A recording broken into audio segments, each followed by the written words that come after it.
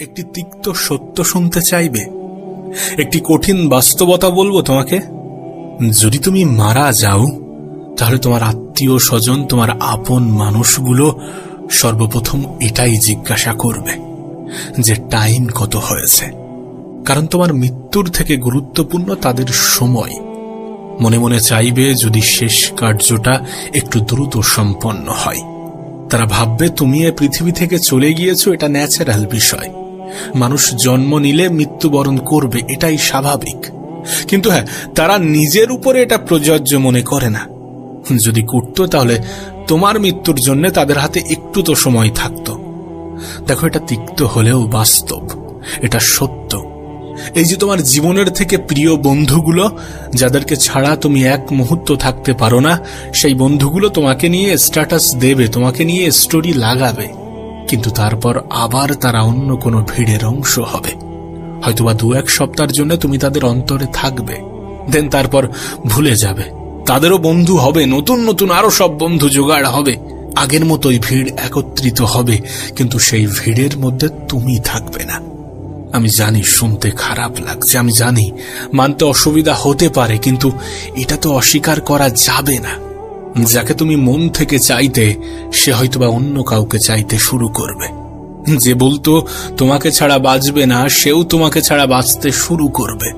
তুমি না থাকলে নাকি যাদের দিন অতিবাহিত হয় না, তাদেরও দিন অতিবাহিত হতে শুরু করবে তোমার অনুপস্থিতিতে। হ্যাঁ, হয়তোবা পরিবারের মানুষগুলো সব থেকে বেশি কষ্ট পাবে, পরিবারের মানুষগুলোই সব থেকে বেশি কষ্ট পাবে, কিন্তু সমাজের চাপে তারাও হাসতে শিখে যাবে। তারাও তোমাকে ছাড়া ভালো থাকার অভ্যাসটা বানিয়ে নেবে। বছর ঘুরতে না ঘুরতে তুমিও তাদের কাছে স্মৃতি হিসাবে রয়ে যাবে। তোমার জীবনের বাস্তবতাগুলো হয়তোবা তোমার পরিবারের লোকজন অন্যদের কাছে কাহিনী হিসাবে শোনাবে, গল্প হিসাবে শোনাবে। প্রশ্ন তো মনে আসতেই পারে, যেগুলো বলার অর্থ কি, এগুলো বলার কারণ কি? বলার অর্থ একটাই, যে পৃথিবী কখনোই কারোর জন্য থেমে থাকে না। তোমার জন্য পৃথিবী থেমে থাকবে না, আমার জন্য পৃথিবী থেমে থাকবে না। যারা তোমাকে বলে যে তোমার ছাড়া বাঁচবে না, তারাও তোমাকে ছাড়া বাঁচতে শুরু করে দেবে। এই জন্য বলবো যে নিজের জন্য বেঁচে থাকো, নিজের জন্য লড়াই করো, নিজের খুশির জন্য লড়াই করো। দিন শেষে তোমার কবরে কান্না করার মতো মানুষও থাকবে না।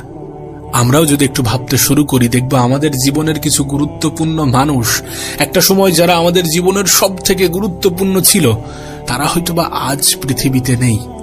তাদেরকে আমরা শুরুতে প্রচুর স্মরণ করতাম, ভাবতাম যদি সেই মানুষটা বেঁচে থাকতো, ভাবতাম যদি সে আমার জীবনে স্থায়ী থাকতো, কিন্তু একটা সময় পরে আমরা তাদেরকে ভুলে যাই। তো তোমাকেও একটা সময় পরে এইভাবে ভুলিয়ে দেওয়া হবে, এইভাবেই মানুষ তোমাকে ভুলে যাবে। এই যে কথাগুলো বলছি, তার পিছনে একটা বড় কারণ আছে। আমরা যে সারাক্ষণ সকলের সামনে নিজেকে পারফেক্ট প্রমাণ করতে চাই, এটার জন্য কথাগুলো বলা। আমরা যে সকলের সামনে ভালো হতে গিয়ে নিজেই নিজের সামনে খারাপ হয়ে যাই, এই জন্য কথাগুলো বলা। আসলে আমরা এটা ভুলে যাই যে পৃথিবীর প্রত্যেকটা মানুষই আলাদা, প্রত্যেকটা মানুষই ইউনিক। যখন আমরা আমাদের যোগ্যতার উপরে প্রশ্ন তুলি, যখন আমরা আমাদের নিজেদের উপরে সন্দেহ করি, তখন নিজেই নিজেকে এটা বোঝানো উচিত যে প্রত্যেকটা মানুষই ইউনিক। দেখো, এমনটা নয় যে তোমার মধ্যে কিছু নেই, আছে, অবশ্যই আছে। তুমি যখন নিজের উপরে সন্দেহ করো, আমরা যখন নিজের উপরে সন্দেহ করি, তখন আমরা কেন জানি না ইনডাইরেক্টলি উপরওয়ালার উপরে প্রশ্ন তুলি যে তোমার সৃষ্টিতে কোনো ত্রুটি আছে। কিন্তু উপরওয়ালার সৃষ্টিতে কি কোনো ত্রুটি আছে? আদৌ কি আছে? তাহলে কেন আমরা নিজেদের উপরে সন্দেহ করব? দেখো, আমাদের জীবনে যে কটা উদ্দেশ্য আছে, তার মধ্যে গুরুত্বপূর্ণ একটি হচ্ছে গিয়ে নিজেকে খুশি রাখা, নিজেকে ভালো রাখা। আর এটার জন্য যেগুলো করা প্রয়োজন, যেগুলো করা উচিত, সেগুলো করতে হবে। নিজেই নিজেকে ভালো রাখতে হবে, নিজেই নিজেকে ভালো রাখার দায়িত্বটা পালন করতে হবে। দিন শেষে যখন তুমি অন্যদের সামনে ভালো হতে গিয়ে নিজেই নিজের কাছে খারাপ হয়ে যাও, তখন এটা মনে রাখা প্রয়োজন যে তুমি যখন এই পৃথিবী থেকে চলে যাবে, তখন মানুষ এটাই প্রশ্ন করবে যে সময় কত হয়েছে, টাইম কত হয়েছে। তাদের কাছে তখন গুরুত্বপূর্ণ এটা নয় যে তুমি এই পৃথিবী থেকে চলে গেছো, তাদের কাছে গুরুত্বপূর্ণ এটা যে তাদের দ্রুত বাড়ি ফিরতে হবে, তাদের দ্রুত নিজের কাজ করতে যেতে হবে। তোমার অনুপস্থিতিতে হয়তোবা মানুষ সমালোচনা করবে, হয়তোবা প্রশংসা করবে, হয়তোবা কথা বলবে, কিন্তু তাদের হাতে তোমার জন্য কিন্তু কোনো সময় থাকবে না। আর এগুলো শোনার পরেও যদি তুমি নিজেই নিজের কষ্টের কারণ হও, নিজেই নিজের মন খারাপের কারণ হও, তাহলে আমার আর কিচ্ছু বলার নেই। কষ্ট দেওয়ার জন্য, মন খারাপ করানোর জন্য গোটা পৃথিবী আছে, কিন্তু তুমি নিজেই কেন নিজেকে কষ্ট দেবে? একটা কথা মনে রেখো, যারা তোমার অনুভূতি জানার পরেও তোমাকে কষ্ট দিয়ে কথা বলে, তারা কখনোই তোমার আপন হতে পারে না। আপন মানুষেরা কখনো অনুভূতির উপরে আঘাত করে না। আপন মানুষেরা কখনো সুযোগের সৎ ব্যবহার করে না। প্রকৃত আপন মানুষেরা, যারা শুধুমাত্র কথাই আপন, তাদের কথা বলা হচ্ছে না। জীবনে একটা কথা মনে রেখো, মিথ্যা সঙ্গ, মিথ্যা প্রতিশ্রুতির মধ্যে থাকার চেয়ে একা থাকাটা অনেক ভালো। জীবন আমাদেরকে একটা মেসেজ দেয় যে পৃথিবীতে তুমি একাই এসেছো, একাই যেতে হবে। সুতরাং একা থাকার মধ্যে কোনো খারাপ কিছু নেই, একা থাকা যেতেই পারে। একাকিত্বের মধ্যেও একটা অন্যরকম অনুভব, একটা অন্যরকম অনুভূতি, একটা অন্যরকম শান্তি আছে। জানো এই যুগটা কেমন? এই যুগটা কেমন জানলে তুমি অবাক হবে। এখানে মানুষ কসম কেটে মিথ্যা কথা বলে আর মদ্যপান করে সত্যি কথা বলে। বিষয়টা কতটা ভৌতিক বুঝতে পারছ? মানুষ মদ্যপান করে সত্যি কথা বলে আর কসম কেটে মিথ্যা কথা বলে। দেখো, আমি এটা মনে করি যে খারাপ সঙ্গের মধ্যে থাকার চেয়ে একা থাকাটা অনেক ভালো। 10টা খারাপ সঙ্গী থাকার চেয়ে একটা ভালো সঙ্গী থাকা অনেক ভালো।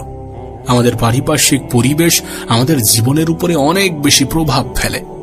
আমরা কোথায় আছি, কাদের সাথে আছি, এটার উপরে অনেক কিছু নির্ভর করে।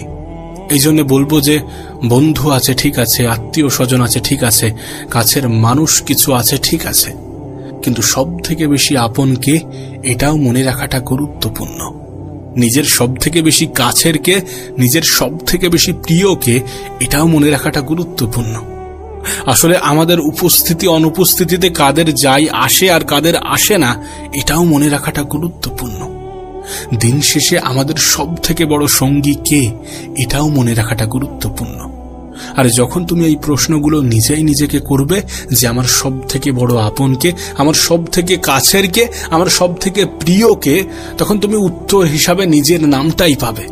কারণ এই পৃথিবীতে, সত্যি বলছে, পৃথিবীতে নিজের থেকে অধিক আপন কেউ হয় না। হ্যাঁ, কিছু মানুষ আমাদেরকে অনেক বেশি ভালোবাসে, আমাদের বাবা মা, আমাদের কিছু আপন মানুষ থাকে পৃথিবীতে, প্রত্যেকটা মানুষের জীবনে থাকে। কিছু মানুষ সত্যি আমাদেরকে অনেক বেশি ভালোবাসে, সেটা স্বার্থে হোক বা নিঃস্বার্থে হোক, ভালো আমাদেরকে বাসে। আমাদের বাবা মার ভালোবাসার পিছনেও স্বার্থ থাকতে পারে, কিন্তু তাদের সেই স্বার্থটা জায়েজ। একবার ভেবে দেখো, যে মানুষ দুটো তোমাকে নিঃস্ব অবস্থা থেকে ভালোবাসছে, যখন তোমার কাছে কিছুই ছিল না তখন থেকে তোমাকে আগলে রেখেছে, তোমাকে বড় করেছে, তোমাকে সঠিক শিক্ষা দেওয়ার চেষ্টা করেছে, সেই মানুষগুলো যদি একটু স্বার্থের জন্য ভালোবেসে থাকে, আমার মনে হয় না এখানে কোনো অন্যায় কিছু আছে। নিঃস্বার্থ ভালোবাসা সব থেকে বেশি উপরওয়ালার কাছ থেকে আসে। হ্যাঁ, নিঃস্বার্থ ভালোবাসা সব থেকে বেশি উপরওয়ালার তরফ থেকে আসে। আর যদি এই পৃথিবীতে আমাদের বাবা মা আমাদেরকে স্বার্থে ভালোবেসে থাকে, তাহলে সেই স্বার্থের মধ্যে অন্যায় অপরাধ কিছু নেই। দেখো, এত কিছু বলার কারণ নিজেকে গুরুত্ব দিতে হবে, নিজেকে ভালোবাসতে হবে, নিজেকে খুশিতে রাখতে হবে, নিজেকে আনন্দে রাখার দায়িত্বটা নিজেই নিতে হবে। আর হ্যাঁ, অহংকারকে ত্যাগ করতে হবে। প্রথমে যে কথাগুলো তোমাকে বললাম, এই যে তোমার উপস্থিতি অনুপস্থিতিতে কারোর কোনো যায় আসে না, এটাই আমাদের কাছে স্পষ্ট করে দেয় যে অহংকার করে কোনো লাভ নেই। আমরা থাকি বা না থাকি তাতে পৃথিবীর কোনো ক্ষতি হবে না। আমরা থাকি বা না থাকি তাতে পৃথিবীতে কোনো পরিবর্তন আসবে না।